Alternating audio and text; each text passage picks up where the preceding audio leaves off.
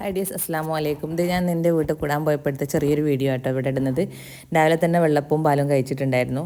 അത് കഴിഞ്ഞിട്ട് ഇതേ മക്കൾ മാങ്ങയൊക്കെ കട്ട് ചെയ്ത് വെക്കുന്നുണ്ട് കേട്ടോ, അവർക്ക് ഉപ്പിലിടാൻ വേണ്ടിയിട്ട്. പിന്നെ ഇതേന്ന് സാമ്പാറാണ്. ഉപ്പ പോയിട്ട് പച്ചക്കറി കാര്യങ്ങളൊക്കെ വാങ്ങിക്കൊണ്ടുവന്നത്. ആ ജ്യേഷ്ഠർ ഇതാ പച്ചക്കറിയൊക്കെ കട്ട് ചെയ്യുന്നുണ്ട്. ഞാൻ അതിൻ്റെ ഇടയിൽ പോയിട്ട് രസം ഉണ്ടാക്കുന്നുണ്ട്. സാമ്പാർ ഉമ്മാണ് വെക്കുന്നത്.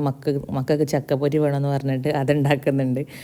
എന്തൊക്കെയോ ഇങ്ങനെ പ്രിപ്പറേഷൻ. അത് പിന്നെ പൈനാപ്പിൾ കിച്ചടിയോ പച്ചടിയോ അങ്ങനത്തെ ഒരു സംഭവമല്ലേ, അതൊക്കെ ഞാനാണ് കേട്ടോ ഉണ്ടാക്കിയിട്ടുണ്ടായിരുന്നത്. ഉമ്മ ആണ് സാമ്പാർ ഉണ്ടാക്കിയത്.